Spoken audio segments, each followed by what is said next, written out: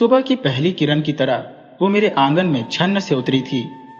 उतरते ही टूटकर बिखर गई थी और उसके बिखरते ही सारे आंगन में पीली सी चमकदार रोशनी कोने कोने तक फैल गई थी।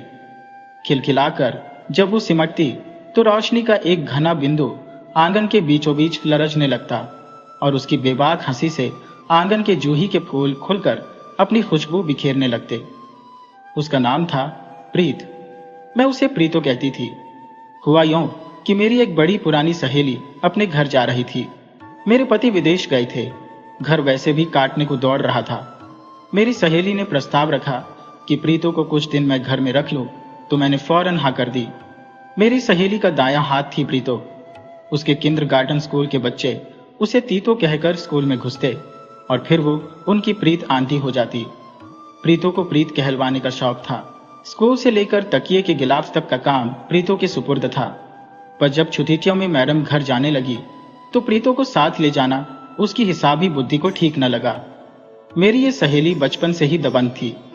एक बार गोलगप्पे वाले से उसका झगड़ा हुआ और मैडम की चप्पल की मार से वो भाग गया था। तब से हम उसे मैडम ही कहते थे। उसका असली नाम भूल ही गए।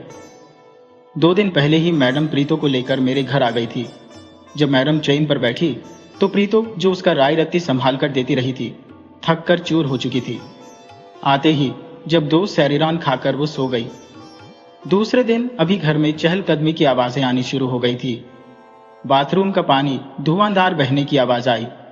लोहे की बाल्टी में खुले नल का पानी शोर कर रहा था। बिस्तर में आंखें नीचे नीचे मैं जोर से चिल्लाई, प्रीतो जी मैडम। वो जैसे सर पर ही खड़ी थी। खबरदार, जो तुमने मुझे मैडम कहा। मैं झल्लाकर उस पर बरस पड़ी तो वो मासूमियत से बोली, तो फिर क्या कहूं मैडम जी। पहले ये नल बंद करो और तुम मुझे दीदी कह सकती हो।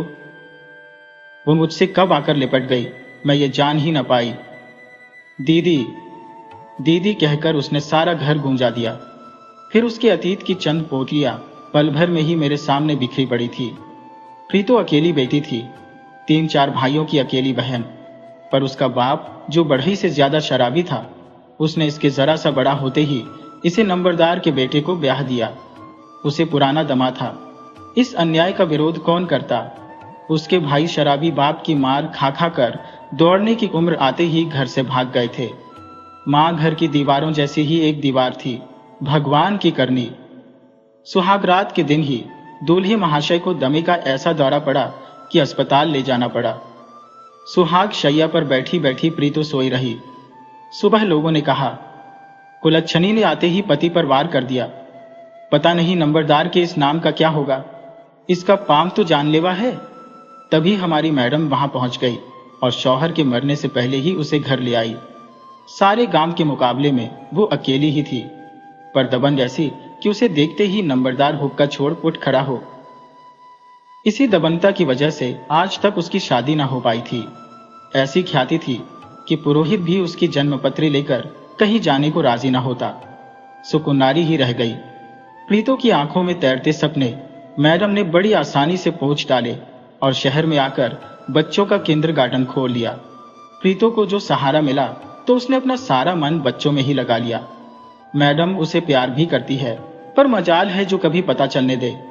प्रीतो, जिसने शादी से सुहाग सनी भांवरों में शर्मा शर्माकर पांव रखे अग्नि के आगे कस्में वादे करते समय पिघलाती रही, वो प्रीतो कब तक अनुशासन में रहेगी, इसका भय मुझे बराबर लग रहा था।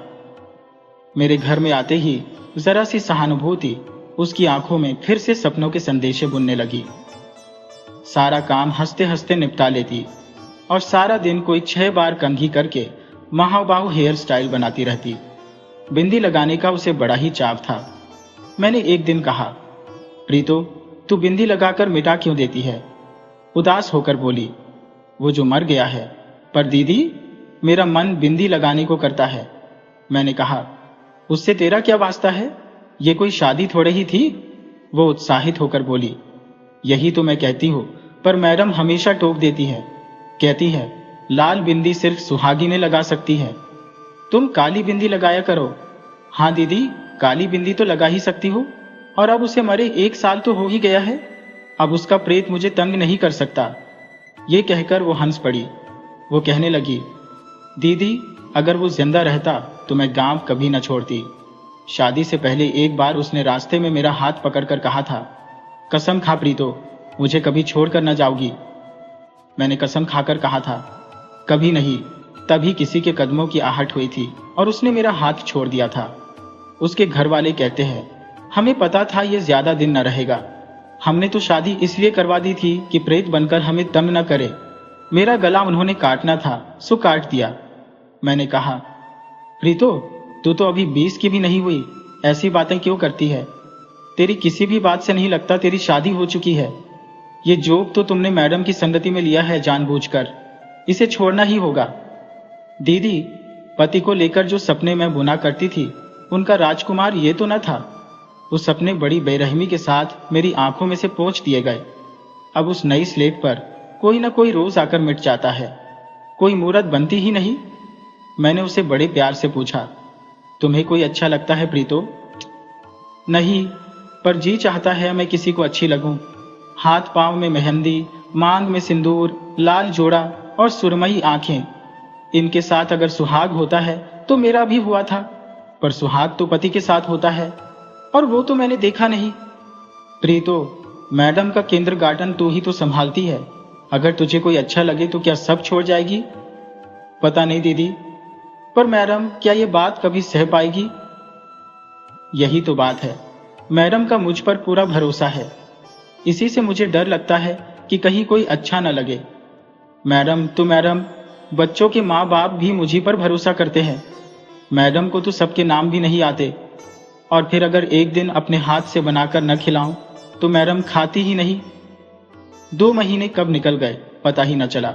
बस एक दिन मैडम आई और प्रीतो को लेकर चली गई।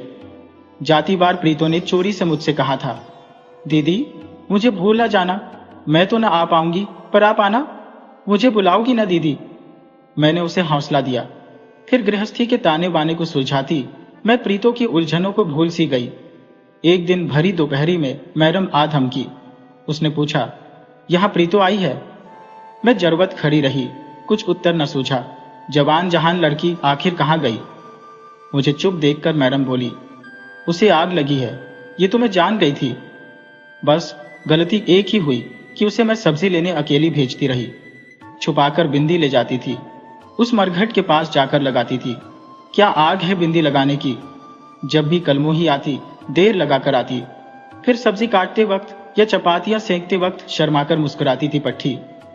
मुझे क्या पता था इसे क्या मौत पड़ी है, नहीं तो उड़ने से पहले ही पर काट कर फेंक न देती। मुझे तो डर लग रहा था कहीं पागल ना हो जाए। लक्षण सब वही थे। कुछ दिन पहले एक बच्चे की मां ने न बताया होता तो मुझे कहां पता चलना था। कोई मुआ दर्जी है, सब्जी वाले की दुकान के पास, उसी के साथ भागी होगी रांड, उसी के साथ आंख मटक्का चल रहा था। एक बार मिले तो पुलिस में देकर छुट्टी पाऊं। इंस्पेक्टर तिवारी के दोनों बच्चे मेरे ही स्कूल में हैं। मैंने कहा, मैडम, तुम रूखी सूखी लकड़ी हो, अगर वो नागरबेल कहीं सहारा ढूंढती है तो जाने दो उसे खुशी ढूंढ लेने दो। बिफरकर मैडम चिल्लाई, ओह, तो ये आग तुम्हारी लगाई हुई है। मुझे पहले ही समझ लेना चाहिए था कि मेरी ट्रेनिंग में कहाँ गलती हुई है। न तुम्हारे घर उसे रखती, न ये नौबत आती। अब मुझे भी ताव आ गया। मैंने भी चिल्लाकर कहा, ये आग मैंने नहीं लगाई, पर यह आग मुझे ही लगानी चाहिए थी। तुम मेरी दोस्त हो, तुम्हारे पापों का प्रायश्चित मैं न करूंगी तो कौन करेगा? तुम क्या जानो पुरुष के प्यार के बगैर जिंदगी कैसी रेगिस्तान सी होती है। फेरों की मारी को तुमने अपने अनुशासन के डंडे से साध कर रखा है। तुम जल्लाद हो तोशी, तुम इंसान नहीं हो। तुमने मोहब्बत की जिंदगी नहीं देखी, कभी देखो तो जानोगी तुमने अब तक क्या खोया है। मैडम झल्लाकर बोली, मुझे फरेब नहीं खाना है मिसेज आदित्य वर्मा। आप घर में रखकर देखिए, अगर तुम्हारे पालतू आदित्य को भी न झटका दे दे तो मेरा नाम भी तोशी नहीं। दिन रात उसकी इशारेबाजियां क्या मेरी नजरों से नहीं गुजरती? अगर इस स्कूल की मुसीबत ना होती तो कब की भेज देती उसी गांव में जहां से कसाईयों के हाथ से इसे छुड़ाकर लाई थी। शादी करवा दो उसकी, मैंने कहा। चलो चाय पिए, पानी खौल रहा होगा। मैंने प्यार से उसका हाथ पकड़ा। चलो मैडम, तुम्हें रूह अफ़ज़ा पिलाती हो। उसके बाद उसका जी थोड़ा हल्का हुआ तो मैंने कहा, मैडम, उसकी शादी कर दो। उसके हालात में एक बार अपने आप को खड़ा करो और सोचो। मैडम बोली, मैं कोई अच्छा लड़का देखकर कुछ कर पाती, इसके पहले ही लगता है वो भाग गई है। आज दूसरा दिन है। तौबा तौबा, अभी तो शाम की क्लासों के लिए बड़े बच्चे आते होंगे। लो मैं चली। कई दिन हो गए। एक दिन शाम के वक्त मैंने दरवाजा खोला तो प्रीतो सामने खड़ी थी। पीछे एक लंबा तगड़ा खूबसूरत सा लड़का। शराब से बीर बहोती उसकी आंखें, जैसे मेरे भीतर कुछ कंपा सा गई।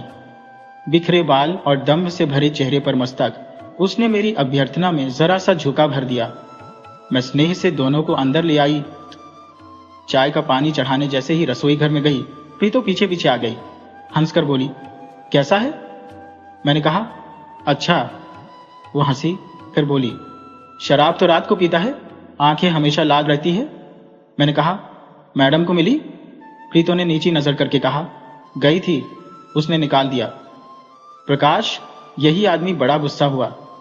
थोड़ा ठहर कर बोली, दीदी मुझे पुरानी धोतियां देना, ये एक ही धोती है, मैडम की थी। मैंने उसे धोतियों के साथ शगुन के रुपए भी दिए और प्यार से कहा, प्रीतो मैं हूं, कभी 19-20 हो तो याद रखना। प्रीतो मेरे सीने से लगकर रो पड़ी। मुझे मालूम था वो गलती कर चुकी है। ये आदमी पति जैसा तो नहीं लग रहा। फिर कुछ दिन बाद मैडम का फोन आया। वह कहा, क्या दोस्ती निभा रही हो मिसेज आदित्य वर्मा? कल तुम्हारी वही साड़ी पहने प्रीतो मिली थी जो हमने साथ साथ कॉलेज के मेले से खरीदी थी। देखना कहीं साड़ी से कभी आदित्य को बुलावा ना हो। आदित्य। मैं चौंकी। ये मैडम कितनी संदिल है। उसके दूसरे ही दिन प्रीतो फिर आई, पर अकेली। रसोई घर में आकर बोली, मुझे बैंगन की पकौड़ियां बना दोगी? मैंने उसे भरपूर नजर से देखा। वो शर्माई और कहने लगी, अभी तो 3-4 महीने हैं, आज वो नासिक गया है तभी आ सकी हो। मुझे कुछ पैसे भी दोगी ना? वो तो खाली राशन लाकर रख देता है, एक भी पैसा हाथ में नहीं देता, बाहर से ताला लगाकर दुकान पर जाता है। फिर अचानक खुश होकर बोली, वहां एक खिड़की है जिसमें से कूदकर मैं कभी कभी निकल जाती हूँ। पर एक दिन पड़ोसिन ने उसे बता दिया था। उस रात उसने मुझे बहुत मारा। मैंने उसकी ओर देखे बिना पूछा, कोई शादी का कागज है तुम्हारे पास? सात्तु बोली, नहीं, शादी तो मंदिर में हुई थी। पैसे लेकर प्रीतो चली गई। 3-4 बरस उसका कोई पता न चला। एक दिन मैडम ही कहीं से खबर लाई थी कि उसका पति उसे बहुत मारता है। एक दिन देवर ने छुड़ाने की कोशिश की थी, सो उसे भी मारा और प्रीतो को घर से निकाल दिया। वो तो पड़ोसियों ने बीच बचाव करके फिर मेल करा दिया। मैं थोड़ी दुखी हुई, फिर सोचा बच्चे हैं, बच्चों के सहारे औरतें रावण के साथ भी रह लेती हैं। इसी तरह एक शाम आई, साथ लाई कुछ मेहमान। आदित्य बाजार से कुछ सामान लाने गए थे। तभी दरवाजे की घंटी बजी। दरवाजा खोला तो एक अजनबी औरत अपने फूल से 2 बच्चों को थामे खड़ी थी। मैंने कहा, प्रीतो?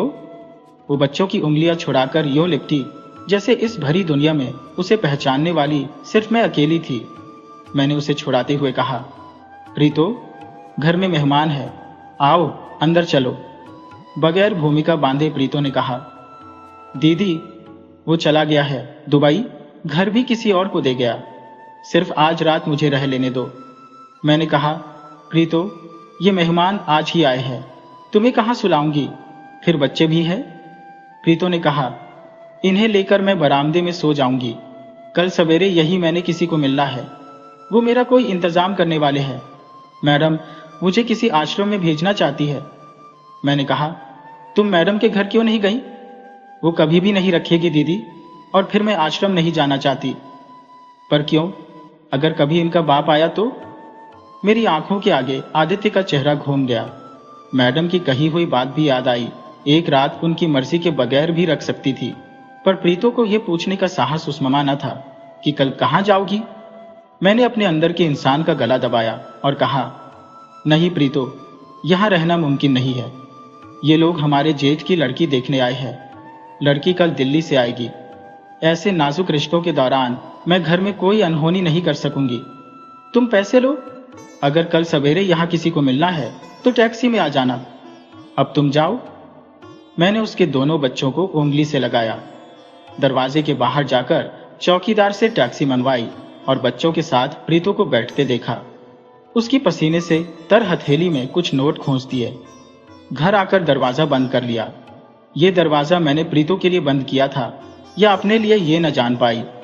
रात भर मुझे चौराहों के ख्वाब आते रहे।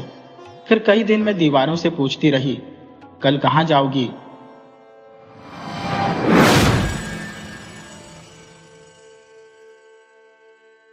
दो कमरों का घर भाई भाई कर रहा था।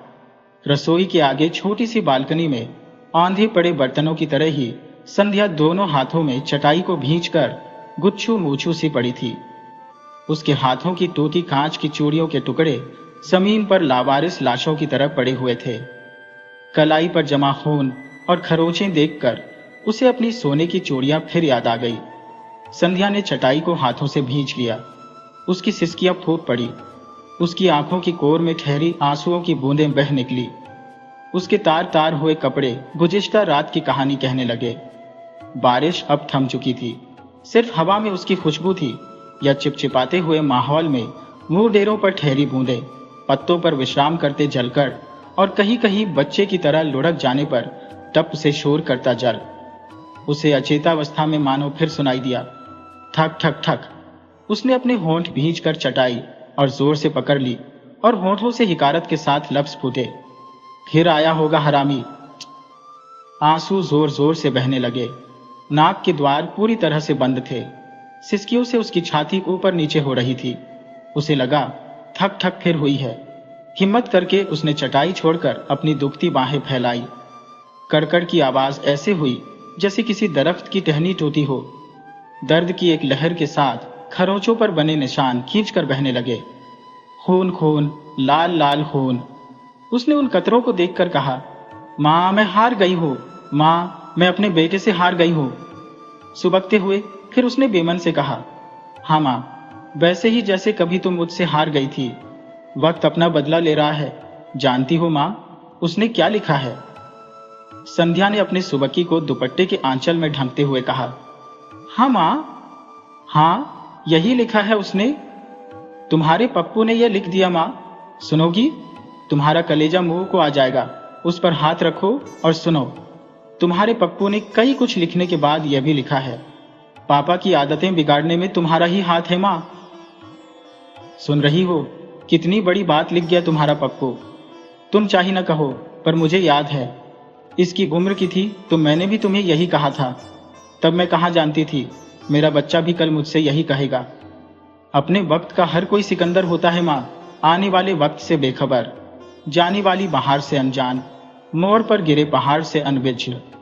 माँ, इसके भरोसे मैंने इसके बाप का हर जुल्म सहा, और तुम्हारी शर्म से माँ, तुम्हारी शर्म और लिहाज के चप्पों से मैं वक्त की लहरें पीछे धकेलती रही। मैं जानती थी अगर पप्पू के बापू के जुल्मों का पता तुम्हें लग गया तो तुम बचोगी नहीं। तुम्हारे मरने का मुझे दुख न होता, पर इस बात का दुख जरूर होता कि तुम वह सब जानकर मरी हो जिसे छुपाने के लिए मैं यह दुख बर्दाश्त करती रही। नहीं तो मैं बेटे की माँ थी, 2 वक्त की रोटी कमा लेती, अपना बेटा भी पाल सकने योग्य थी। अस्पताल का क्वार्टर भी मेरे ही नाम है। क्या सिर पर छत और चूल्हे में आग होने के बाद भी आग में जिंदा रहना जरूरी है? तुम्हारे घर का चूल्हा भी तो तुम्हारे ही दम से चलता था माँ। एक गाय पालकर उसका दूध बेचकर तुम आज इतने बड़े तबेले की मालकिन हो गई। बचपन में मैं जब तुम्हें गाय का दूध दूहते ही थानेदार के घर लौटा लेकर जाते देखती तो तुम पर बड़ा गुस्सा आता था। पेट भर दूध मिलने पर भी मैं वह सारा दूध खुद पी जाना चाहती थी। वह हमारी कपिला गाय का दूध था ना। एक बार जब तुम दूध लेकर गई थी तब बापू ने मुझे कहा था, तुम्हारो माँ ऐसी ही है, उसे अपनों से ज्यादा दूसरों का ध्यान रहता है। मुझे तुम पर बड़ा गुस्सा आया था, पर यह ख्याल नहीं आया कि घर में बापू क्यों नहीं आटा लाते, तुम क्यों लाती हो। तब मैं सोचती थी जैसे माँ मुझे खिलाती है वैसे ही उसे बापू को भी खिलाना चाहिए। खिलाने वाली तो माँ ही होती है। और जब बापू तुम्हें घायल करके तुम्हारे पांव की कड़ियां उतार कर ले गए और तुमने दहाड़ कर कहा था घर चलाना मर्दों का काम होता है, तब मैं यह न समझ पाई थी कि घर को कैसे चलाना होता है। पर बापू ने हमेशा यह बात अनसुनी कर दी। जब तक वह ट्रेन से कटकर मर नहीं गया तब तक उसके नशे का खर्चा भी तुम ही चलाती थी। वह तुम्हें इतना मारता था, गाली देता था, फिर भी तुम उसे खाना देती थी। जब एक बार मैं सहम कर तुम्हें दरवाजे की ओर से देख रही थी, तब साथ वाली मौसी ने तुम्हारी घावों पर हल्दी चूना लगाते हुए कहा था, जाने दो बंती, उसी की बदौलत तो गुलाबी दुपट्टा ओढ़कर चौक में बैठकर फुलके बनाती हो। दूसरी औरत के पास जाता है तो जाने दो, तुम्हारा क्या दे आता है, कुत्ता है कुत्ता। तुमने घायल शेरनी की तरह सीधे बैठकर कहा था, मेरे पाम की कड़िया उसे ही देकर आया है, और अब जो चूड़ियां उड़ाना चाहता है वे संध्या की नानी ने उसके लिए दी थी। रोज मेरे हाथ तोड़ता है, ये चूड़ियां वो खुद नहीं पहनेगा, उसी रान को ले जाकर देगा। ये दर्द तुम्हारी समझ में नहीं आ सकता। बड़ी आई छोटी सेंकने वाली, तुम तो उल्टा चोट देकर जाती हो। मौसी खामोश सी तुम्हारी चोटों पर हल्दी चूना लगाती रही थी। उसके भी आवाज आंसू पिघलती बर्फ की तरह टप टप गिरते रहे थे। उसी वक्त मेरे जीवन में जैसे दिन चढ़ आया था। मेरी समझ में आया था, बापू जो चूड़ी माँ से रोज मांगता है वे असल में मेरी है। माँ पर अचानक प्यार उमड़ आया था और बापू की सूरत से नफरत होने लगी थी। और आज वही चूड़ियां उसका पति खून के कतरों में से उतार कर ले गया। उसकी कलाई फिर फूट पड़ी। इन चूड़ियों में से उसे अपनी बहू का सुंदर मुख दिखाई देता था। उसने चटाई पर आधे लेटकर अपने आंसू बह जाने दिए और वह रोते रोते बोली, माँ, तुमने कितनी मार सहकर अपनी बेटी के लिए यह चूड़ियां बचा ली थी, पर मैं आज अपनी बहू के लिए यह चूड़ियां न बचा सकी। मैंने कोशिश की थी माँ, मेरी कलाई पर यह रिश्ता खून इस बात का गवाह है। तुम तो जानती हो वे चूड़ियां कितनी तंग थी। निर्दयी ने खाल ही खींच ली। माँ, अगर पप्पू ने वह खत न लिखा होता तो आज भी मैं चूड़ियां न उतारने देती। भले ही वह मुझे मार डालता, आज उसे छोड़कर तुम्हारे पास भी आने की हिम्मत आ जाती माँ, पर पप्पू ने मेरे बदन की सारी सत्ता निचोड़ ली। मुझे दुख में देखकर हैरानगी और बेचारगी से फैलती तुम्हारी आंखों की बेबसी ने ही मुझे आधा मार डाला था। माँ, आज पप्पू के खत ने मुझे सारा ही मार डाला। अगर तुम्हारी बेचारगी को सह पाती माँ, तो इस राक्षस को तभी छोड़ देती जब इसने मार मार कर मेरे पेट के बच्चे को खत्म कर दिया था। वह लड़की थी माँ, मैं लड़की की माँ होना चाहती थी, पर फिर मैंने कभी बच्चा ना होने दिया। पर माँ, मैं तुम्हें कुछ नहीं बताना चाहती, फिर भी यूं लगता है सभी माई जानती है सच क्या है, इसीलिए वे ऊपर से झांकती टीपटाप की नाजुक परत को नहीं उघाड़ती। दिवाली के दिन जब इस निर्दयी ने मेरी बाह तोड़ी थी, तब मैंने तुम्हें कहा था, मैं बाथरूम में फिसल गई थी, पर तुम्हारी आंखों में झांकता अविश्वास मेरी खिल्ली उड़ाता रहा था। मैं जब भी तुम्हें इसके बारे में बताना चाहती, भगवान के आगे गिड़गिड़ाकर मेरा सुख मांगती, तुम आ खड़ी होती और तुम्हारी ग्रहार मुझे याद आती। भगवान, मेरी संधों को सुख देना, जो मैंने देखा है वह इसे न दिखाना। मुझे हमेशा यही जुमला याद आता और दहलीज के बाहर बढ़ता मेरा कदम ठिठक कर रह जाता। माँ, तुम मेरे लिए, मेरे भविष्य के लिए बापू का अत्याचार सहती रही, पर मैंने ये सब अत्याचार तुम्हारे लिए सही माँ। हमेशा भगवान के आगे मेरे सुख के लिए तुम्हारा गिड़गिड़ाना मेरी राहत के दरवाजे बंद करता रहा। शादी से पहले जब मैं शफ़ा खाने से देर करके लौटती थी, तब तुम्हारे चेहरे पर फैली घृणा, गुस्से और हिकारत की ताब मैं न ला सकती थी। तुम्हारी तरफ पीट करके बोला गया झूठ भी मुझ पर किसी शोहदे की टिप्पणी की तरह हंसता रहता था। फिर भी एक बार तुमने अपनी सारी घृणा पीकर मुझे समझाने की आखिरी कोशिश की थी, संधो, ये कंपाउंडर अच्छा आदमी नहीं है, अब तुम्हें क्या बताऊं, रब ही तुम्हारा रखवाला है। गुस्से से उबलती मैं कहीं यह भी जानती थी कि औरतें दबे स्वर में रघु की बातें करती हैं, पर रघु ने अपनी आंखों में मोहब्बत की चाशनी भरकर मुझे कहा था, संधो, मैं तो गम गलत करने के लिए कभी कभी 2 घूंट शराब जरूर पीता हो, पर किसी औरत की तरफ मैंने आंख उठाकर भी नहीं देखा। जब तुम्हारे गांव की लड़कियां अबॉर्शन करवाने आ जाती हैं, तब मुझे बड़ी दया आती है। अब देखो ना, रहमतो अबॉर्शन ही करवाने आई थी। जब मैं उसे अबॉर्शन के टेबल पर ले गया, तब उसने शोर मचाना शुरू कर दिया कि मैं उसकी इज्जत लूटना चाहता हूं। अरे कौन सी इज्जत? देखो संधो, कितना झूठ है। अगर मैं सच्चाई बता दूं तो क्या कोई उसे गांव में रहने देगा? नहीं ना।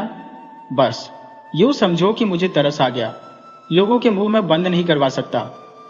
तब मेरे मन में एक सवाल उठा था, अगर उसने अबॉर्शन नहीं करवाया तो फिर उसे बच्चा क्यों ना हुआ? पर इस तरह की फिजूल सी बातों को मोहब्बत का तूफानी रेला पीछे धकेल देता था।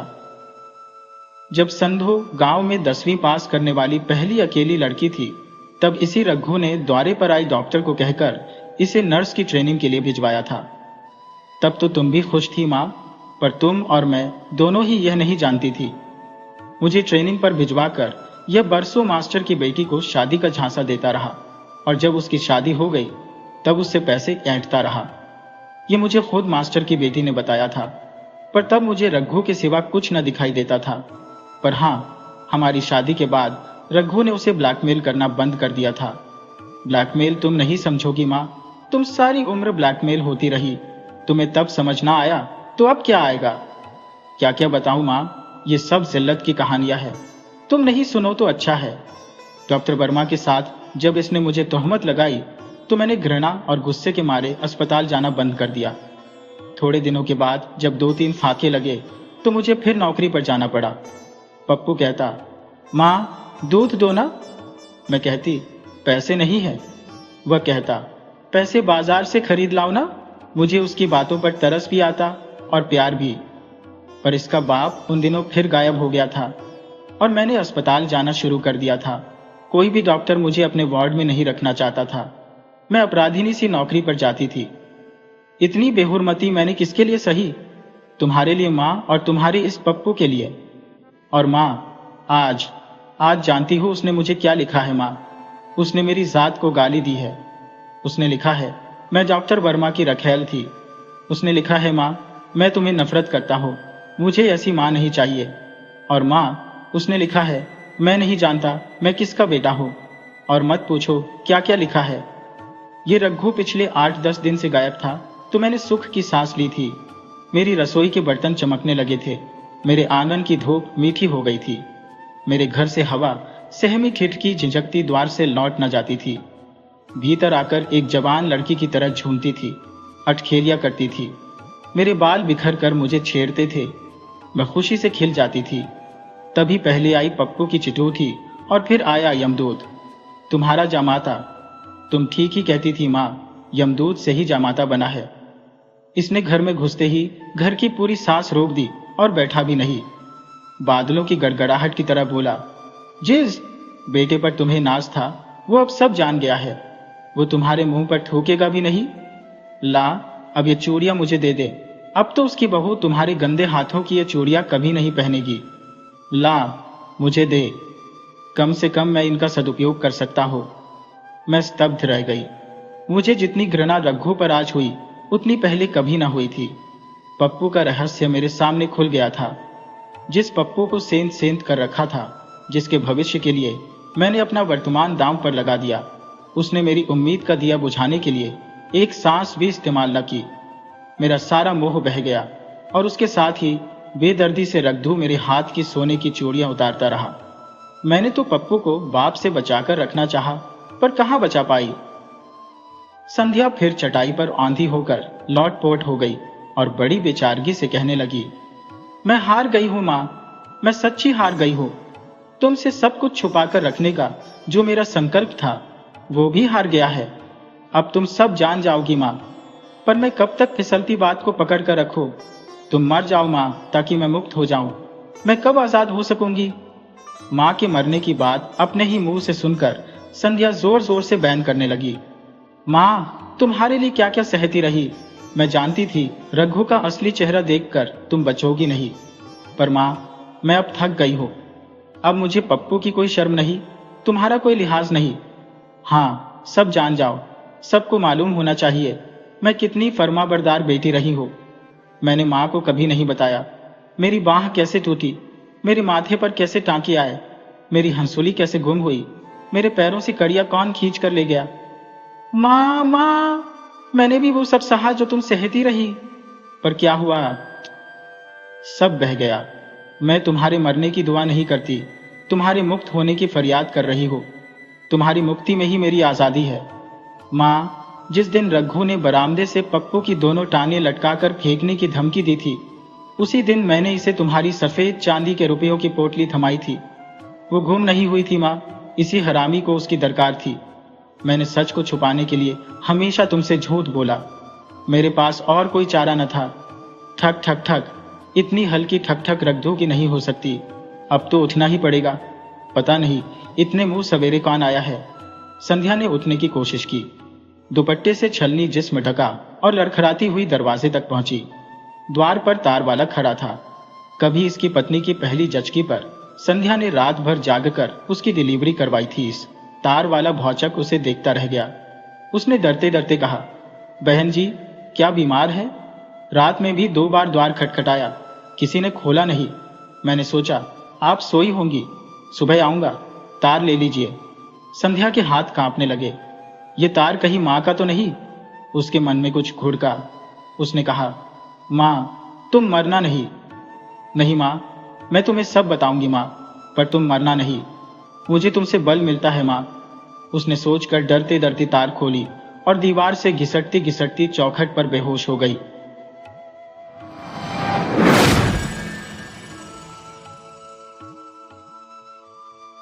कास्तू एक एक उपला पलटती जा रही थी। कुर कुर कुर। ये स्वर सुनकर कोड़ू तीतर अपनी चोंच उठाकर ऊपर देखता और अपनी गर्दन हिलाने लगता। वह कास्तू की ओर भाग रहा होता तो उसके गले में पड़ा छोटा सा घुंघरू बजने लगता। घुंघरू की मध्यम सी आवाज सुनकर कास्तू को अपने सामने 2 नाजुक से छोटे छोटे हाथ दिखाई देने लगते, जिनमें कभी चांदी का एक एक कंगन पड़ा हुआ था। कोड़ू के गले में इन्हीं कंगनों की घुंघरी पड़ी हुई थी। कास्तू की दुनिया गोल नहीं लंबी है, जिस पर मोड़ ही मोड़ दिखते हैं, और प्रत्येक मोड़ पर कास्तू ने नई जिंदगी देखी है। गहरी घाटी पार करके कास्तू जब छप्पर वाली रिज पर पहुंची तो सामने बांसों पर लहराती रंग बिरंगी झंडियां दिखाई देने लगी। वह उसी ओर चल पड़ी। जब वह जगतू बरवाले के थान पर पहुंची तो वो झंडियां उसे स्याह लगने लगी। थान पर जगतू बरवाला देवता के सामने धूप जला रहा था। गूगल धूप की सुगंध थान के भीतर और बाहर चबूतरे तक फैल रही थी। धूप वाली करोची हाथ में लिए बरवाला बाहर आया।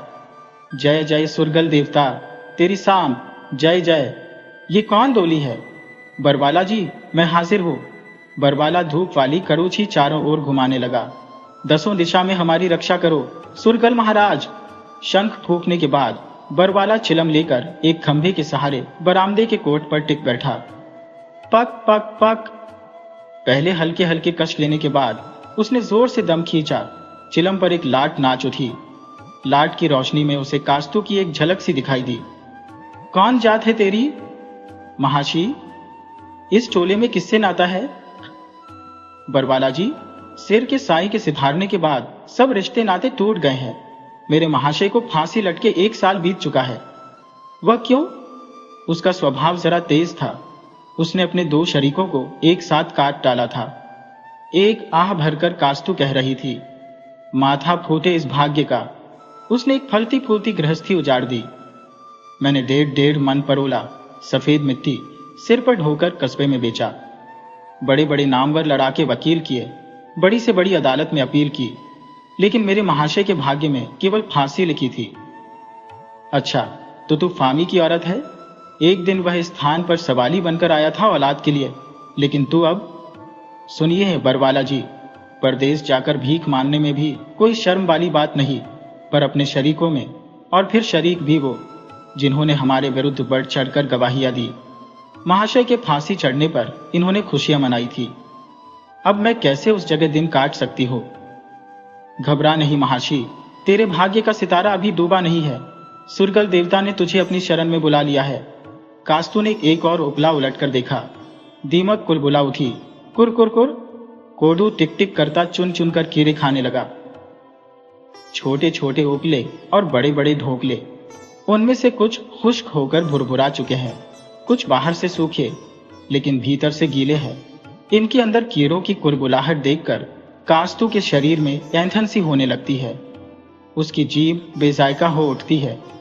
उस रात जब जगतू को जातर पड़ी तो कास्तू ने भी महाकाली का रूप धारण कर लिया। एक हाथ से उसने जगतू की बाह मरोड़ रखी थी और दूसरे हाथ से उसकी लटकती लटें नोचती हुई पूछ रही थी, अरे बरवाले, क्या समझकर तूने मुझ पर हाथ डाला है? मेरे महाशय ने इकट्ठे 2 खून किए थे, तो एक खून करने की ताकत तो मेरे में भी है। बोल पापी, पाखंडी। जगतू ने कास्तू को मां कहकर पुकारा और मिन्नत खुशामद करके उससे अपनी जान बख्शाई थी। उसी रात कास्तू वहां से चली गई थी। बरवाले को उसने क्षमा कर दिया, लेकिन क्रोध से उसका जिस्म कांप रहा था। अलगोजों पर कोई चन्न पहाड़ी गीत की धुन बजा रहा था। सावन महीने की घुप अंधेरी रात थी। कास्तू का भयानक रूप देखकर बस्ती के कुत्ते भौंकने लगे। अंधेरे में किसे देखकर ये कुत्ते भौंक रहे हैं? शौको चौकीदार का स्वर सुनाई पड़ा। जी पता नहीं, टोले के तमाम पिल्ले क्यों मेरे पीछे पड़े हैं। तू कौन है? मैं परदेसन हूं। शौको चौकीदार ने करीब आकर दियासलाई जलाई। टोले में किसके यहां जाना है तुझे? जिसके यहां ठिकाना मिल सके, मेहनत मजूरी करके, जहां 2 रोटी का टुकड़ा मिल जाए। शौको ने जेब से एक सिगरेट निकालकर सुलगाया और तब दियासलाई जलाकर कास्तू की ओर देखा। क्या जात है तेरी? महाशी, लेकिन यहां अलगोजे कौन बजा रहा था? क्यों? कुछ नहीं, मुझे हौसला हुआ था कि चलो कोई ना कोई जाग रहा है। शौको ने एक लंबा कच खींचा। कास्तू को शौको के गले से लटक रही अलगोजों की जोड़ी दिखाई दे रही थी। वह सोचने लगी, मेरा महाशा भी ऐसे ही अलगोजे बजाया करता था। कास्तू शौको के घर आ बसी। चौकीदार के घर पर उसकी बूढ़ी माँ ही थी। कास्तू ने अपने कामकाज से माँ बेटे का मन जीत लिया। बस्ती में कानाफूसी होने लगी। शौको चौकीदार कोई पहाड़ी रखेल ले आया है। जगतो बरवाले में भी देवते का प्रवेश हुआ। बस्ती पर भारी मुसीबत आने वाली है। घोड़ बंगाल की एक जादूगरनी ने टोले पर अपना खूनी पंजा जमा लिया है। जितने मुंह उतनी बातें। कोई कहता वह मसान से अपना काम धंधा करवाती है। मसान रातों रात शौको के खेतों में नलाई गुड़ाई कर देता है। वह एक गट्ठे में इतनी घास लाती है जिसको पशु 3 दिन खाए तो भी खत्म न हो। यह सब सुनकर शौको की मां कहती, बेटा लोग सच ही कह रहे हैं, बरवाला कभी झूठ नहीं बोलता। सचमुच यह जनानी कोई छलावा है, भाड़ में जाए उसका काम। बेटा इसे तुम घर से निकाल दो। ये सब सुनकर शौको मुस्कुरा देता और अकेले में अलगोजे बजाने लगता। बुढ़िया बाबा सुरगल के थान पर जाती, अपने सिर पर दोहथर मारकर कहती, बरवाला जी मेरे बेटे को बचा लो, उस जायन ने उसे भेड़ बना रखा है। जगतू दोनों हथेलियां जमीन पर पटक कर मारता और कहता, भारी विपत्ति आने वाली है, देवता नाराज हो गया है। हर रात वह मुझे पकड़ता है, पर मैं किसे जगाऊं? सारी बस्ती सो रही है, ये लोग जागेंगे, लेकिन उस समय जब यह घोड़ बंगाल की जादूगरनी सबको निगल जाएगी। कास्तू उपले पलटती जा रही थी। खोर खोर खोर। स्मृतियों की बर्फानी परतें आज फिर पिघल रही है। हुई बीती बातें मानो लाशों की तरह इस बर्फ तले दफन है। बर्फ में दबी लाशें मानो अभी अभी इनका दम निकला हो। एक एक लाश कास्तू के सामने खड़ी रो रही है। बस्ती में वो पंचायत। शौको की मां की चीख पुकार। पंचों के सामने छाती पीट पीट कर वह कह रही थी, पंचो ये घोड़ बंगालिन मेरे बेटे का कलेजा खा गई है। मेरे कलेजे के टुकड़े का लहू अभी भी इसके होंठों पर चमक रहा है। पंच परमेश्वरों मेरा न्याय करो। जगतू बरवाला एक चांद पर खड़ा होकर कह रहा था, पंचो यह औरत नहीं है, जादूगरनी है, करकसा है, डाकनी है, जिसने अपने कई खस्मों के कलेजे खा लिए हैं। दूसरी ओर छोटा सा बच्चा गोद में लिए कास्तू बैठी थी। वह न बेहोश थी और न होश में। आंसू बह बहकर उसकी आंखें खुश्क हो चुकी थी और वहां केवल कीच ही कीच रह गई थी। लेकिन कास्तू उस दलदल में भी चली जा रही थी, मानो चलना ही उसकी एकमात्र आस्था हो। पंचों का फैसला सिर माथे पर। कास्तू बस्ती से बाहर निकल गई। मर्दों ने उसके पीछे सरसों फेंकी, औरतों ने मुट्टियां भर भर कर राख उड़ाई ताकि यह जादूगरनी दोबारा बस्ती में न लौट आए। कास्तू ने पीछे मुड़कर देखा। वह कांटों भरी यात्रा का एक और मोड़ काट चुकी थी। उसके सामने समतल रास्ता था। नीचे उधर एक नाला बहता था और उसके पार एक गुफा सी बनी थी जहां सर्दियों में चरवाहे ठहरा करते। उसी गुफा में कास्तू अपने बच्चे को लेकर जा बसी। तीतर सूखी मिट्टी में लौट रहा था। कास्तू टकटकी बांधे उसे देख रही थी। मन में वह कह रही थी, बेटा मैं तो पक्षी ही थी, न जाने किस गलती से विधाता ने मुझे मानव रूप में ढाल दिया। भाग्य का चक्कर देखो कि मानव ने मुझे अपनी बिरादरी से ही खारिज कर दिया है। न मुझे चलने दिया, न उड़ान भरने दी। उसी समय चरवाहे लड़के पशुओं को वापस घर लाते हुए नाले के दूसरे किनारे से चिल्ला उठे, कासो कासो कानसो। कास्तू भी गोया उन्हीं की प्रतीक्षा में बैठी हो। वह उन लड़कों से भी ऊंची आवाज में चिल्ला उठी, हाँ, ये कोड़ू तीतर नहीं, कांसू ही है, तुम्हारी माँ का कसम। ये सुनकर लड़के हंस हंस कर लौटपोट होने लगे।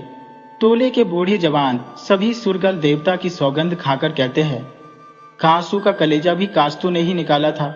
वह जगतू बरवाला ढोल और कांसी की थाली के ताल पर, कण छांटने के ढोंग पर चावल के दाने गिनकर भूत और भविष्य का हाल बताता था। कांसू की आत्मा कास्तू के काले तीतर के अंदर ही कैद है। ये कोई मामूली औरत नहीं, घोड़ बंगाली की। ये बातें मानो हवा के घोड़े पर सवार होकर कास्तू के कानों तक भी पहुंची थी। वह जगतू बरवाले का नाम ले लेकर जमीन पर ठोकती और अपने बाल इस तरह नोच तो मानो अब भी जगतू की लटें नोच रही हो। ए बरवाले, गूगल धूप की सुगंध में छिपा तेरा असली रूप मैं खूब पहचानती हूँ। तेरा भ्रष्ट काम उपनों के नीचे पलने वाले गंदे कीड़े से भी बुरा है। ए पापी, तेरा पाप पंख से भरा शरीर लोहे की सांकलों की मार से और ज्यादा पापी और बेशर्म हो गया है। कास्तू अपने पति को अपना मालिक ही नहीं बल्कि घर का चिराग भी समझती थी। घर तो अब उजड़ चुका था, लेकिन चिराग की उस गुफा में भी जरूरत थी। और कास्तू का अंतिम चिराग था कांसू, जिसका न घर था न घाट। वह कस्बे की कचहरियों में झूठी गवाही देता और बस्ती से अवैध शराब ले जाकर कस्बे में बेचा करता। स्वयं भी वह पक्का शराबी था। एक दिन शाम को ज्यादा पीकर नाले के पार गिर पड़ा। गिरना उसके लिए कोई अनहोनी बात न थी, क्योंकि अपने जीवन में वह चला कम और गिरा अधिक था। अगली सुबह कास्तू ने वहां जाकर देखा कि वह उसी तरह मूर्छित पड़ा है। कास्तू घबरा गई।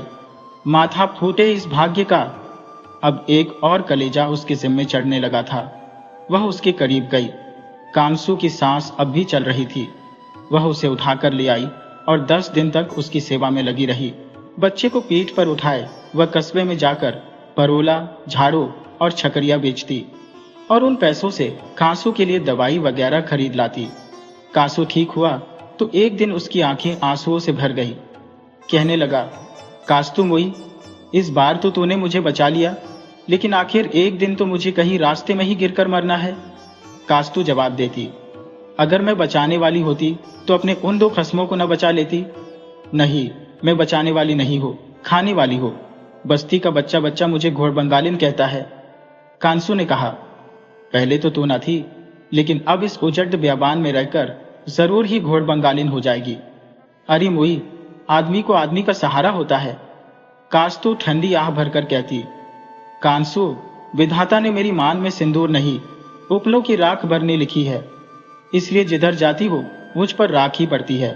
इन कांसू अपनी छाती बजाकर कहता। कास्तू मुई, अगर यह बात है तो कांसू विधाता के लिखे को मिटाकर तेरी मान में सिंदूर भरेगा। महाशों के टोले में एक बार फिर भूचाल आ गया। औरतों में चर्चा हो रही थी, ये मर्द निघोड़े इनका सीना जले, कैसे गए गुजरे होते हैं।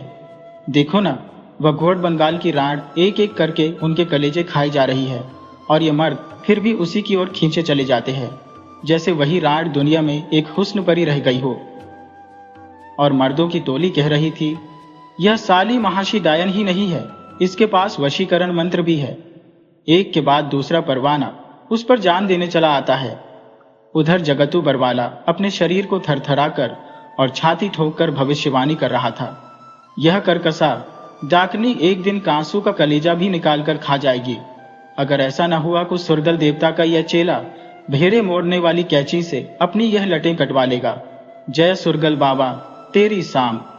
ये सब बातें सुनकर कांसू आंखें बंद कर लेता और जोरदार ठहाका लगाकर कहता, कास्तू, तू बिल्कुल चिंता न कर, मेरे जिगर को पहले ही शराब चाट चुकी है। सूरज की सुनहरी टिकिया गोता लगाने की तैयारी में थी। कास्तू के शरीर का प्रत्येक अंग आज टूट रहा था। सूखे हुए उपले उसने एक ओर रख दिए तो कोड़ू ने उस खाली जगह से दीमक का शिकार किया और फिर पेट भरने पर आड़ू की एक टहनी पर बैठकर चोंच से अपने पर खुजाने लगा। यह आवाज सुनकर कास्तू के समक्ष उसके बच्चे के 2 छोटे छोटे कोमल हाथ आ गए, जिनमें कंगन पड़े हुए थे। ये कंगन आखिरी बार तब छनके थे जब कास्तू ने बच्चे के बुखार से तपे हुए हाथों से उन्हें उतारा था।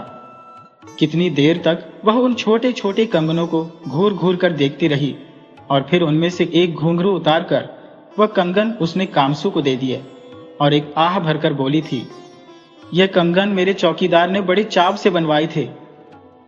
चौकीदार का नाम सुनकर कामसू तुनक कर बोला, अगर तेरा बच्चा बच गया तो इसे मैं सोने के कंगन बनवा दूंगा। अरे मैं भी अदालतों का सूरमा हो, जिसके खिलाफ गवाही दे दो। कामसू डॉक्टर को बुलाने शहर चला गया। कास्तु अपने क्षीणकाय बच्चे को गोद में लिए उसे ममतालू नजरों से देख रही थी।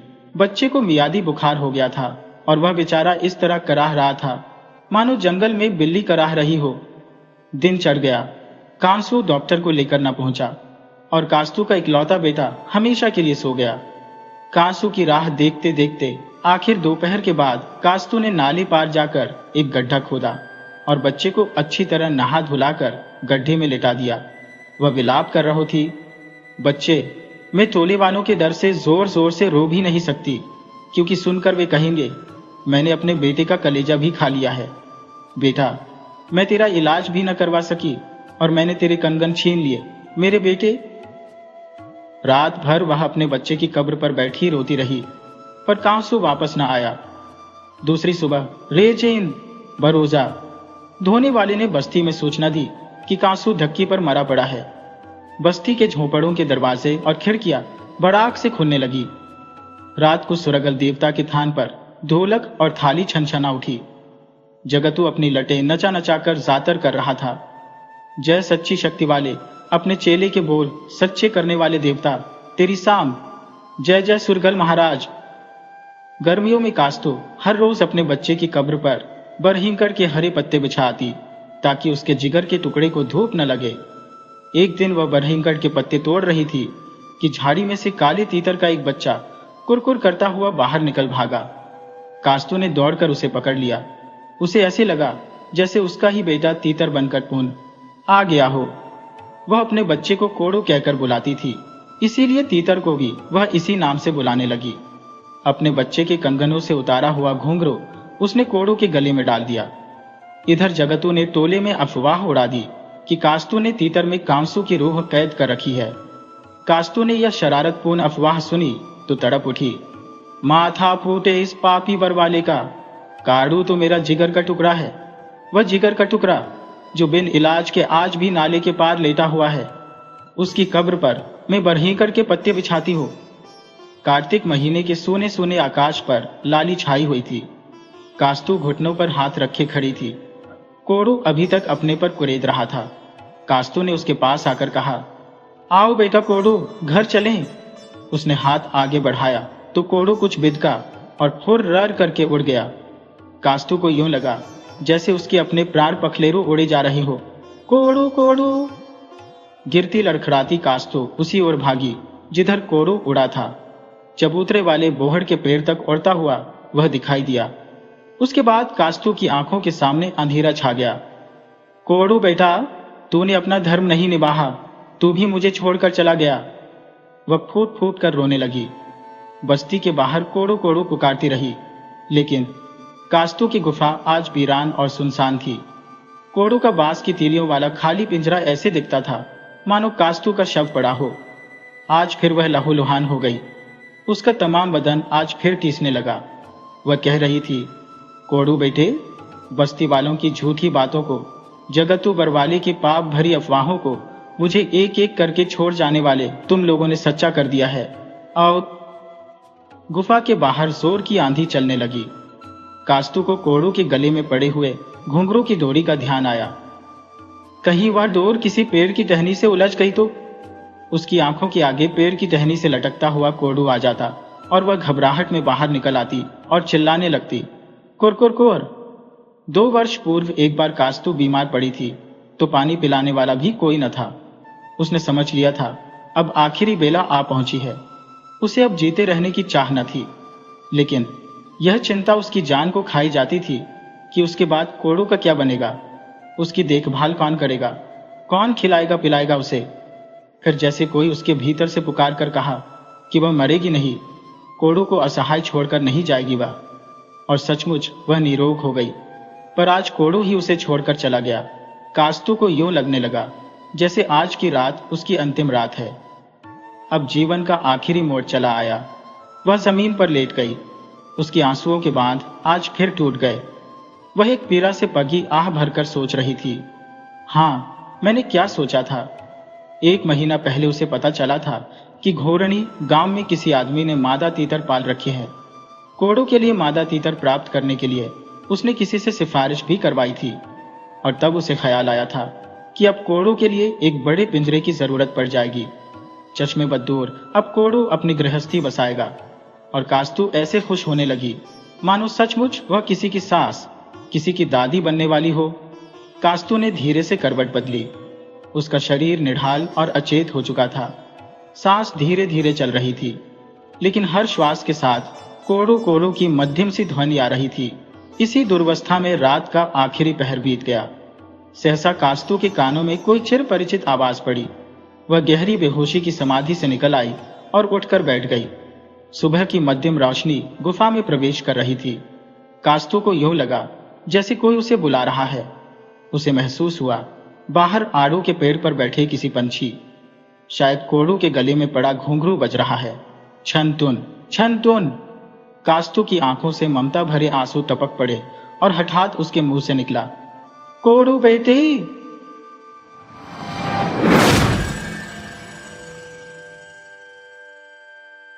क्या वह पागल है? ये प्रश्न श्रीनगर के एक कोचे से दूसरे तक तेजी से फैलता जा रहा था। लाल चौक के मध्य वह मूक विज्ञापन की तरह खड़ा था। उसने गले में लकड़ी की चौड़ी तख्ती पहन रखी थी, जिस पर उर्दू में लिखा था, मेरा नाम मोतीलाल सराफ, मैं गगुनहगार है। मेरा गुनाह में वादी कश्मीर में पैदा हुआ। मैंने धरती की इस जन्नत से बेइंतहा प्यार किया। आने जाने वाले राह गुजर उस पर बेपरवाही की एक नजर डालते और आगे चले जाते। कोई परिचित देखकर कह देता, मास्टर पागल हो गया है। ऐसे शब्द सुनते ही मोतीलाल सराफ एकाएक गला फाड़कर चिल्ला उठता, पागल मैं नहीं, पागल तुम हो। पागल वे हैं जो शेख नूरुद्दीन की मिट्टी खज्जल कर रहे हैं। पागल वे हैं जो ललदियत की प्रेम पगी वाणी भुला बैठे हैं। कोई अजनबी मुसाफिर कह देता, बट्ट गोली को बुलावा भेज रहा है। एकाएक सराफ चिल्ला उठता, हाँ हाँ, क्यों नहीं, मारो मुझे गोली, क्योंकि मैं ऋषि कश्यप की संतान हो। मैं मेहनत कश काशर हो। मैं ही केसर के फूलों में बसी हुई मादक खुशबू हो। मैं चश्मा शाही का निर्मल नीर हो। मैं देवी खीर भवानी के हवन कुंड का पवित्र धुआं हो, और मैं ही वादी के अंतर्मन की आवाज हो। दीदे फाड़कर क्यों देख रहे हो? मुझे गोली मार दो, मारो गोली। बट बादशाह, हालात पहले जैसे नहीं हैं, पागल मत बनो। सहसा कहीं से आवाज आई, हालात को बिगाड़ने वाले छिपकर तीर क्यों चला रहे हैं? मैं कहता हूं सामने आकर मेरे साथ बहस करो, उसने ललकार भरे स्वर में कहा। सड़क पार से यह सब देख रहे 2 युवक उत्सुकतावश उसके करीब चले आए। उसकी बातें सुनकर एक ने दूसरे से कहा, इसे पागल खाने में पहुंचाने की जरूरत है। तुरंत मोतीलाल बोल पड़ा, पागल खाने में तो तुम्हें ले जाना चाहिए, जिन्होंने कि इस शांतवादी को पागल खाने में तब्दील करने की ठान ली है। किंतु तुम सब कान खोलकर मेरी बात सुनो, मैं कश्मीर छोड़कर नहीं जाऊंगा। उससे परे जाते हुए युवक बोले, इसे जान प्यारी नहीं है, इसीलिए इतने ऊंचे स्वर में ललकार रहा है। सचमुच सराफ की आवाज ललकार से भरी हुई थी। वह बोला, अपनी पीठ पर मैंने डोगरा शाही के दर्जनों कोड़े खाए थे। शेख साहब के संग मैंने भी जेलें काटी थी। उस शख्सी राज का जुर्म भी मेरी जबान बंद न कर सका। मन ही मन सराफ सोच रहा था कि ये लोग जरूर उसे पागल समझ रहे होंगे, पर वे लोग जो सन 1990 से आजादी मांग रहे हैं, उन्हें सच्चाई के रूबरू लाना क्या कम जरूरी है। उसके मन में आया कि वह ट्रैफिक के सिपाही की तरह आती जाती गाड़ियों को अपने बाजू हिलाते हुए इशारे दे। भोले भटकों को राह दिखाना क्या पागलपन है? कोई तेज रफ्तार से आती जाती गाड़ियों को संकेत नहीं देगा तो हर कदम पर हादसे नहीं होने लगेंगे? जो राह से हटकर भाग रहे हैं वे उसे लाख पागल कहें, वह सच कहने का पागलपन नहीं छोड़ेगा। सच बोलना ही तो आजादी है। आजाद देश में आजादी के नारे लगाने वालों को मृग तृष्णा में भटकता हिरण मानकर उसका हृदय रोने को हुआ था। किंतु यह सच है कि आज यह सच्ची और कड़वी बातें कहते हुए उसे स्वतंत्रता की अपरिमित प्रतीति हो रही थी। सेवानिवृत्ति को मुश्किल से 1 महीना हुआ था कि अचानक सिर पर बिजली सी आन गिरी। श्रीनगर के आकाश में घनघोर काले बादल घिर आए। लाउडस्पीकरों पर खौफनाक आवाजें गूंजने लगी। अल्पसंख्यकों के लिए घोर चेतावनियां उभरने लगी। भयंकर परिणामों से आजादी का सूर्य चमकने की सरगोशियां होने लगी। चिनार के घने पेड़ों से बिना पतझड़ के सब्ज पत्ते झड़ने लगे। न जाने क्यों उसे लगा कि दल उदास है। पानी में तैर रही चंद बत्तखें और कुछ एक शिकारे उदासी को और भी गहरा कर रहे थे। डल के किनारों को कीचड़ और मलबा निरंतर अपने आगोश में लेता जा रहा था। कुछ ही बरसों में काई और सरकंडा झील के अंदर दूर तक चले गए थे। ऐसे में स्नान के लिए फिरन उतारने की कोशिश ही की थी कि दुल्लीदार ने उसकी बाह थाम ली। तब आहिस्ता से कुछ इशारा किया और उसे लेकर पेड़ों के झुरमुट में चला आया। मारे, कितनी बार समझाया कि नहाने के वास्ते यहां मत आया कर। 3 मोहल्ले दूर से यहां डल में आकर नहाने की क्या जवाजियत है। तेरे कहने पर मैंने माथे पर तिलक लगाना छोड़ा, जनेऊ उतारकर डल में फेंक दिया। अब तू चाहता है कि मैं यहां नहाना भी छोड़ दूं? पगले, कश्मीर में हालात बदल गए हैं। अब जो भी सरेआम नहाएगा उसका यह काम उसे काफिर नष्ट करने के लिए काफी होगा। तू सीधे सीधे क्यों नहीं कहता कि मैं इस्लाम कबूल कर लूं? पगले, नहीं नहाने से कोई मुसलमान नहीं बन जाता। मैं तो सिर्फ यह कहता हूं कि यदि तुझसे बिना नहाए नहीं रहा जाता तो अपने घर में बाल्टी भर पानी से नहा लिया कर। यहां आना छोड़ दे। यहां पहले ही सुबहाने से तेरी खारबाजी चल रही है। उसकी परवाह कौन करता है? तुझे शायद मालूम नहीं, मेरे नहाने पर जब उसने एतराज किया था तो कैसे मैंने उसका मुंह बंद कर दिया था। साला कहता था कि उनकी खिड़की डल की ओर खुलती है और तू हमारी औरतों के सामने कपड़े खोलकर नहाता है। ये बदतमीजी बर्दाश्त से बाहर है। जब मैंने उसे बतलाया कि पहले तो तूने डल की जमीन पर नाजायज कब्जा जमाया, तब बिन नक्शों के मकान बनवा लिया। अब तू लोगों को झील में नहाने से मना करने लगा है। लोगों के नहाने से यदि तेरी बेइज्जती होती है तो अपनी खिड़कियों के पल्लों पर कील जड़वा दे या फिर औरतों से कह दे कि डल की ओर झांका न करें। बड़ा आया डल का ठेकेदार, ये क्यों नहीं कहता कि खिड़की से उसे घर का कूड़ा करकट डल में फेंकना होता है। तब की बात और थी, अब उनका लड़का जमायतियों में शामिल हो चुका है। इससे क्या होता है, डल पर सीआरपी की गश्त भी तो है। पागल पंडित, बात समझने की कोशिश करो।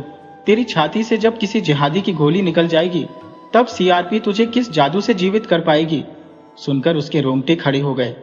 कह तो ठीक रहा है, जिहादी इस बात की प्रतीक्षा थोड़ी करेंगे कि इधर सीआरपी आए और उधर वे किसी बेगुनाह पर गोली चलाए। वह असमंजस में था कि आज आखिरी बार नहा ले या बिना नहाए लौट जाए। उस पर दुल्ली खींच उठा। लौट कर चला जा मेरे भाई। क्या तुझे मालूम नहीं कि हमारे मोहल्ले के रतननाथ और बद्रीनाथ दोनों भाई अपने परिवार और सामान लेकर जम्मू चले गए हैं। दूसरे मोहल्लों के बट लोग धड़ाधड़ कश्मीर छोड़कर अपने सहधर्म वाले लोगों के इलाकों में जा रहे हैं। सराफ के शरीर से पुण्य झुरझुरी सी गुजर गई। हे राम, ऐसी कौन सी मुसीबत आ रही है? मालूम नहीं क्या होने वाला है, किंतु अब अच्छी वारदातें नहीं होंगी। कीकालाल टप्पल के हादसे के बाद लोगों में खलबली मच गई है। एक भाग दौड़ शुरू हो गई है, कहीं जैसे कोई अनहोनी इंतजार में बैठी हो। दुल्ली सराफ को बाजू से थामे दल से परे परे उसके मोहल्ले की ओर चल दिया। फिर उसके मकान की ड्योढ़ी पर रुककर बोला, कुछ दिन नहाएगा धोएगा नहीं या फिर मंदिर में नहीं जाएगा तो तुम्हारा हिंदुओं का अल्लाह तुमसे रूठ नहीं जाएगा। किंतु जमायत वालों का कोई भरोसा नहीं। कुछ समय के लिए यदि तुम्हें जम्मू जाना पड़े तो चला जा, रुपयों की कुछ मदद मैं कर दूंगा। अरे भाई, जान है तो जहान है। किवाड़ खोलकर सराफ की घरवाली चली आई। उसकी आंखों में आश्चर्य और भय की परछाइयां तैर रही थी। हाँ, अंदर बैठ, सराफ ने दुल्ली से कहा। इस वक्त नहीं भैया, जमायत वालों की कड़ी निगाह है कि पंडितों के घरों में किसका आना जाना है ताकि उन्हें गद्दार घोषित किया जा सके। अब दीवारें मौन नहीं रही, वे कान बन गई है। कहावे का प्याला पी जाते। सराफ की पत्नी ने कहा, भाभी नहीं, अंधेरा होने पर आऊंगा। यदि कोई जरूरी खबर होगी तो आकर आहिस्ता से दस्तक दूंगा। वह जाते हुए बोला। सराफ के श्वासों की ध्वनि सुनाई दे रही थी। सोच कुंद हो चली थी। घरवाली बार बार पूछ रही थी, हमारे हमसाए हमारे साथ कैसा सलूक करेंगे? मोतीलाल से उत्तर नहीं बन पड़ रहा था। क्या वे हमें काट कर मार डालेंगे? कैसी पगली औरत है वे हमसाए जो तुझे बड़ी माँ कहते हैं और मुझे उस्ताद जी कहते कहते जिनकी जिह्वा नहीं, अघाती वे ऐसा कुफ्र कैसे कर सकते हैं। सुना है लड़के हिमाकतों पर उतर आए हैं, सबके पास ठाई ठुस करने वाले घातक हथियार भी है।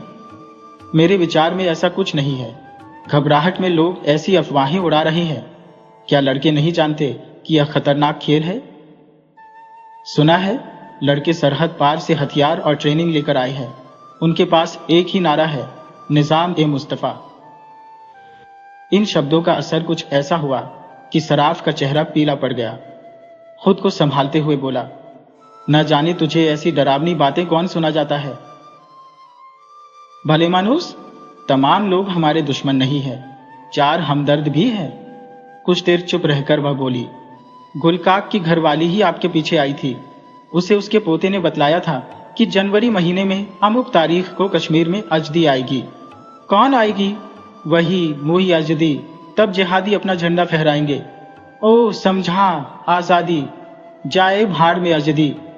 गुलकाक के पोते ने कहला भेजा है कि उस्ताद जी से कहिए, अजदी की बिजली जब गिरेगी वह गुनहगारों और बेगुनाहों दोनों को भस्म कर डालेगी। उसने यह हमदर्दी जतलाई है, यह धमकी भेजी है। हमारे लिए तो हमदर्दी ही है। उसने खबर भिजवाई है ताकि हम बेखबरी की दशा में मारे न जाए। और क्या कहा है उसने? उसने यह भी कहा है कि तुम अपना इंतजाम कर लो। इंतजाम कर लो? सराफ ने हैरानी से पूछा। यही कि किराए का ट्रक लेकर सामान सहित जम्मू चले जाइए।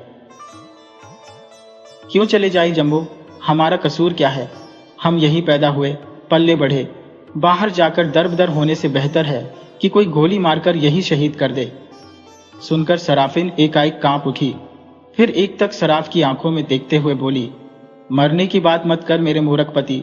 मर जाने से जीवित रहना हर सूरत में बेहतर है।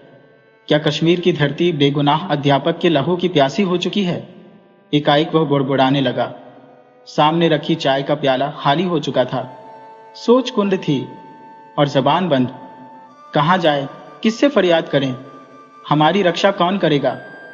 कल तक हम सारे सुखी थे, अचानक निश्चिंतता की वो चादर किसने खींच ली?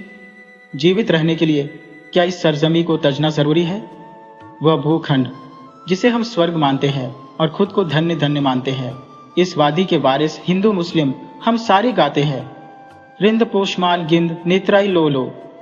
हे ईश्वर, हे माँ वीर भवानी, हम पर कृपा करना।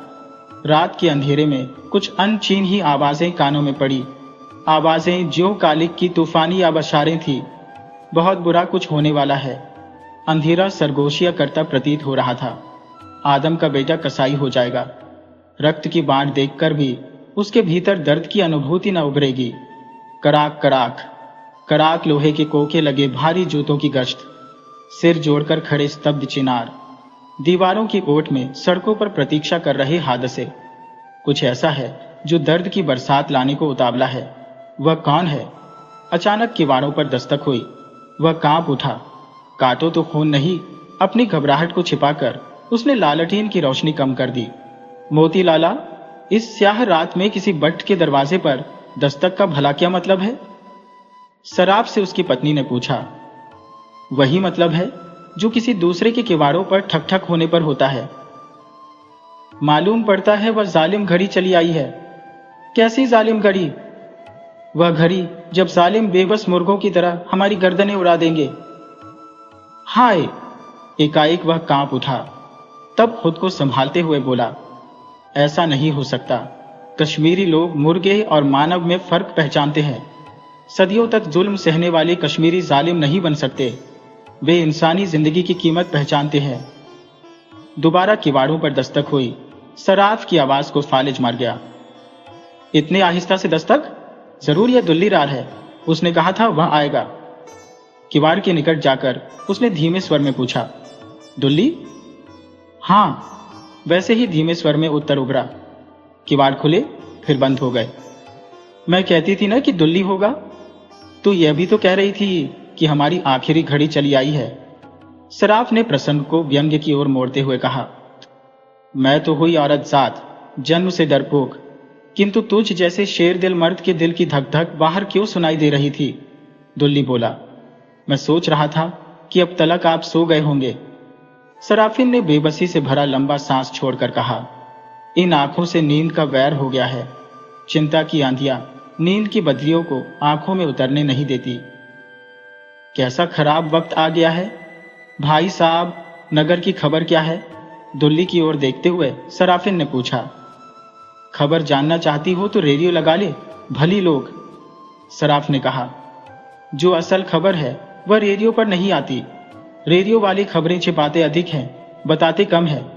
उनकी एक आध खबर ही यकीन के काबिल होती है। तुझे ऐसे वहम कौन डाल जाता है? सराफ ने पूछा। उत्तर दुल्लीदार ने दिया। भाभी ठीक कह रही है। मोतीलाला कीकालाल टपलू के बारे में रेडियो यही खबर देता रहा कि अस्पताल में उसका इलाज चल रहा है, जबकि वह बेचारा गोली लगते ही सरे बाजार दम तोड़ चुका था। सरकारी खबरों पर कैसे यकीन आए? फिर आज की सही खबर क्या है? मोतीलाल ने खींच को छिपाते हुए पूछा। असल खबर यह है कि दिनों दिन हालात बिगड़ते जा रहे हैं, दुल्ली बेझिझक कह गया। ऐसी बातें बतलाकर तू क्या हमें डराने आया है? इस बार सराफ की खींच फूट कर बाहर निकल आई। बात यूं है कि मेरी घरवाली ने कुछ रुपए भेजे हैं, 2000 है। इन्हें हमारी ओर से मदद समझना, इन्हें लौटाना नहीं, उसने ताकीद की है। और यह भी कहला भेजा है कि जितनी जल्दी बन पड़े यहां से चले जाइए। बीमार ना होती तो यही बातें कहने वह खुद आई होती। चारपाई पकड़े उसे 8 दिन हो चले हैं। बीमारी की हालत में भी उसे तुम्हारी फिक्र खाई जा रही है। सगे रिश्तेदार इतना अपनापा नहीं रखते जितना उसे हमारे साथ है, सराफिन ने कहा। मेरे दोस्त दुल्ली, सहानुभूति की जो दौलत तुम्हारे पास है वही मेरी ताकत है। मुझे रुपयों की आवश्यकता नहीं, वह इसलिए कि मैंने आज तक कर्ज नहीं लिया। मैंने इल्म की दौलत 2-2 हाथों से बांटी है, कभी किसी से कानी कौड़ी तक नहीं ली।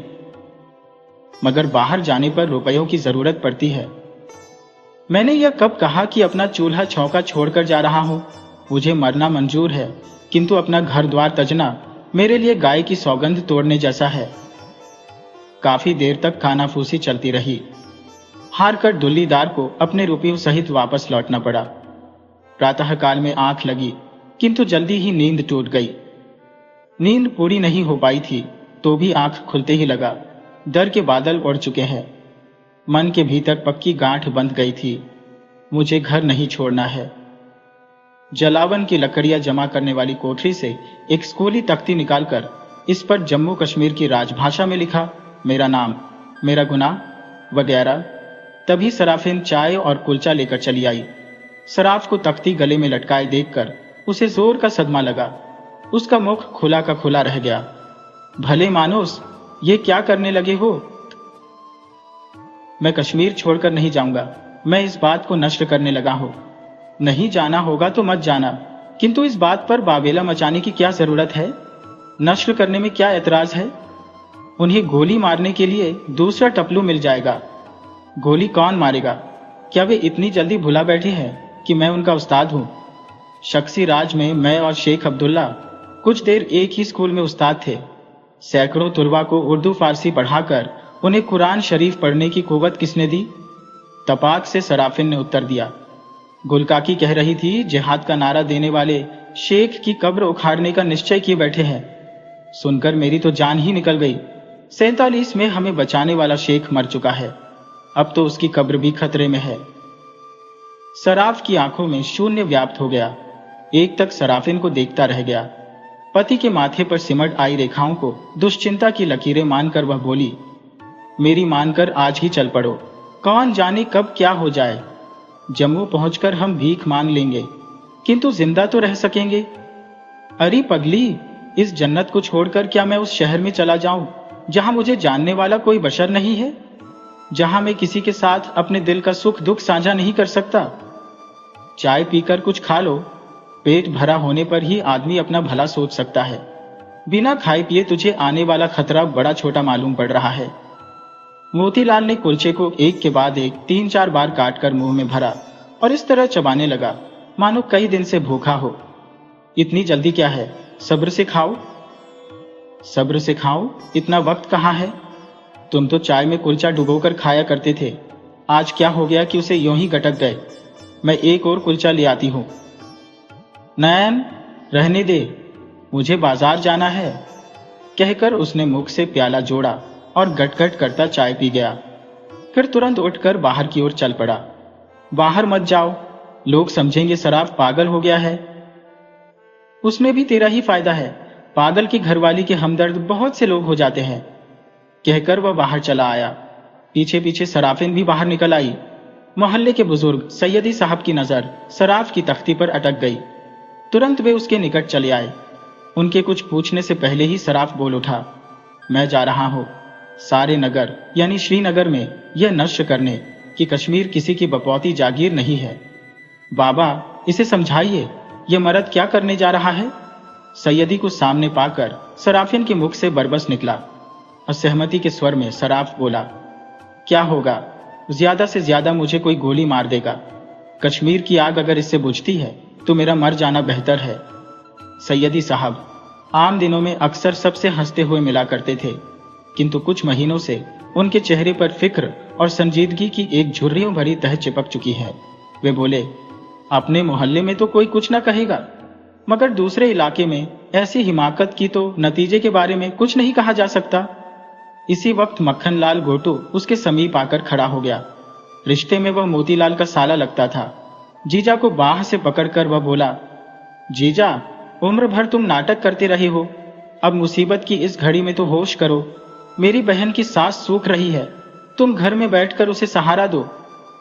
सैयदी साहब बोले, आम दिनों जैसे हालात होते तो मैं शायद कुछ न कहता, मगर मौजूदा वक्त में अपनी हिफाजत की फिक्र करनी चाहिए, उसी में भलाई है। मक्खनलाल बोला, आज साय मैं जम्मू जा रहा हूं, ट्रक वाले से बात हो चुकी है, तुम भी उसी में अपना माल असबाब रखकर निकलते बनो। कहां जाऊं मैं? जहां तमाम लोग जा रहे हैं, वहां जहां सिर्फ पत्थर है, जहां सांपों की भरमार है, जहां मार काट करने वाले और दूसरे का खून बहाकर तमाशा देखने वाले लोग रहते हैं। हाँ हाँ वही, मक्खनलाल खींचकर चिल्ला उठा, तुझे याद नहीं होगा पर मैं भूला नहीं हूं। शेख साहब ने जिस वक्त डोगरो कश्मीर छोड़ो का नारा लगाया था, उस वक्त उनके नारे को दोहराने वाला शख्स मैं था। हाँ, मैं मोतीलाल सराफ। शेख को तो कश्मीरियों ने उसकी दिलेरी के लिए शेरे कश्मीर का खिताब दिया, मगर बेचारे आदमी तुझे क्या मिला? तू रहा बकरी का बकरी ही। ये मत भूलो कि बकरी को खाने वाले कई भेड़िए अवसर की ताक में बैठे हुए हैं। मक्खनलाल खींच से उफन रहा था। हुकूमत संभालने पर शेख ने तुझे कौन से तमगे दे डाले? एक सच्चाई की लड़ाई थी हमारी, क्या मैं तगमे पाने के लिए जंगे आजादी में शामिल हुआ था? बुजुर्ग सैयदी बोले, वह उस वक्त का सच था मेरे भाई, और आज का सच यह है कि बाईं हाथ को दायां पहचान नहीं रहा। लड़के अपने माँ बाप के कहने से बाहर हो गए हैं, उनके सिरों पर खून सवार है। मक्खनलाल ने कहा, कल तक जिस शेख का साथी होना फख्र की बात मानी जाती थी, आज वही बात अव्वल गुनाहों में शुमार की जा रही है। मोतीलाल सराफ के पैरों तले की जमीन मानो हिल गई हो। वह अपनी आस्था की पुष्टि करने के लिए बोला, 47 के शोरज की बात ज्यादा पुरानी नहीं है, आज भी मेरे कानों में वे आवाजें गूंज रही है, हिंदू मुस्लिम सिख इत्तेहाद, जिंदाबाद जिंदाबाद। इतना कहकर धनुष से छूटे बाण की भांति बाजार की ओर निकल गया। सराफिन गला फाड़कर रो पड़ी, हे शंकराचार्य के शिव जी, इस पागल आदमी पर कृपा करिए। ओ सैयदी बाबा, इसे समझा बुझाकर वापस ले आइए। ओ मेरे मक्खन लाला, कुछ कर मेरे भाई। मक्खन ने सराफिन को सहारा दिया और सैयदी सहित वे उसे भीतर की ओर ले चले। उसे आश्वासन देकर दोनों सराफ को ढूंढने निकल पड़े। कई गलियां और बाजार छान मारे, किंतु कहीं उसका पता न चला। मोहल्ले की तमाम औरतें घर में आकर बैठ गई। बातों का बाजार गर्म हो गया। आज उस्ताद सराफ की गोलियों से बिंधी लाश घर में आएगी। तमाम लोग मानो उसके शव का इंतजार कर रहे थे। सराफिन काकी का रोना धोना, उसकी दुहाइयां सब उसके गले में सिमट कर रह गई। मुंह से केवल हाय हाय की ध्वनि बाहर आ रही थी। तभी गली में साइकिल की घंटी बजने की आवाज हुई। दीवार से सटाकर साइकिल खड़ी करके हफियाजी कंपाउंडर का लड़का अफरीदी अंदर आया और खुशी में पगे स्वर से बोला, उसका सोग मनाना छोड़ो, वह मरा नहीं है। अचानक प्रश्नों की बरसात होने लगी। उसे तूने देखा है? वह क्या कर रहा था? उस बेचारे ने सुबह से कुछ खाया तक नहीं। वह तुम्हें कहाँ मिला था? अफरीदी का उत्तर सुनने को जमघट जितना उतावला था, वह बात को उतना ही लटकाकर और चटखारे ले लेकर सुना रहा था। उसका नाम मोतीलाल सराफ है। वह कभी फाके से नहीं मर सकता। वह केवल उस्ताद नहीं, उस्तादों का उस्ताद है। यह मजाक का वक्त नहीं है बेवकूफ, सैयदी ने डपट दिया। मैं उधर से गुजरा तो आगे वह छोचरू खाते हुए चाय सुड़क रहा था। उसने पास बुलाकर मुझे भी एक छोचरू दिया और कहने लगा, ले बेटा ऐश कर, मोहल्ले में जाकर सबको सुना देना कि मुझे अपना नगर छोड़ना नहीं है। देखो तो ये मेरे मुसलमान शागिर्द किस तरह मेरी खिदमत कर रहे हैं। मुझे रोटी खिलाई, चाय पिलाई और अब मेरी टांगें दबा रही हैं। और जाकर अपनी सराफिन काकी को सहारा देना और उसे कहना कि वह घबराए नहीं, हमें कोई कश्मीर से नहीं निकालेगा। कश्मीर में अभी पंडितों कश्मीर छोड़ो का नारा नहीं लगा है। सराफिन के सब्र का पैमाना छूट रहा था। चीखते हुए उसने पूछा, उस पागल को तुमने कहाँ देखा था? ये क्यों नहीं बतला रहा? दौड़ खाकर अफरीदी बोला, उसे मैंने लाल चौक में देखा था। वह ट्रैफिक के सिपाही के लिए बनी छायादार छतरी के नीचे बैठा हुआ सुस्ता रहा था। 2-3 बुजुर्गों का सम्मिलित स्वर उठा, या अल्लाह, तू बड़ा मेहरबान है। बहुत से अधीर उठकर खड़े हो गए। हमें फिक्र के दलदल में डालकर उधर वह लाल चौक का बादशाह बना बैठा है। मक्खन लाल बोला, आप सब एक मेहरबानी कीजिए, मैं अपने घर का सामान ट्रक में भरकर लाल चौराहे पर लेकर आता हूँ।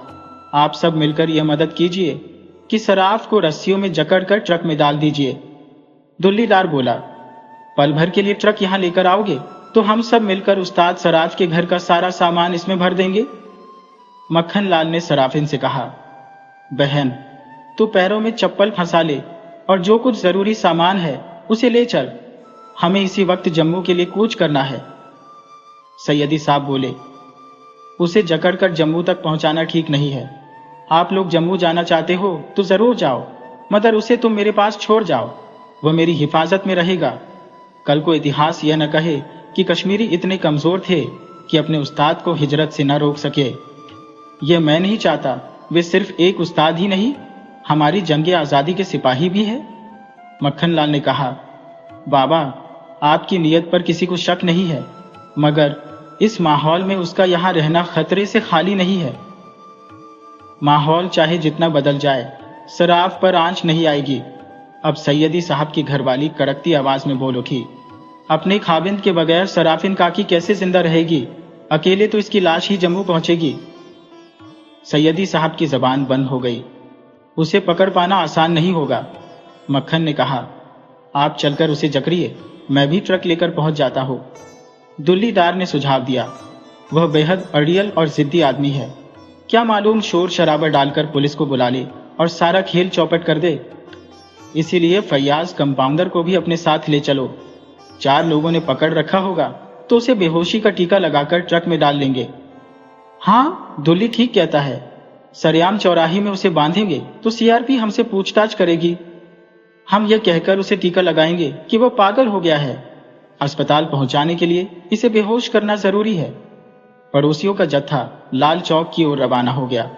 उनके आगे साइकिल की घंटी बजाता अफरीदी चला जा रहा था।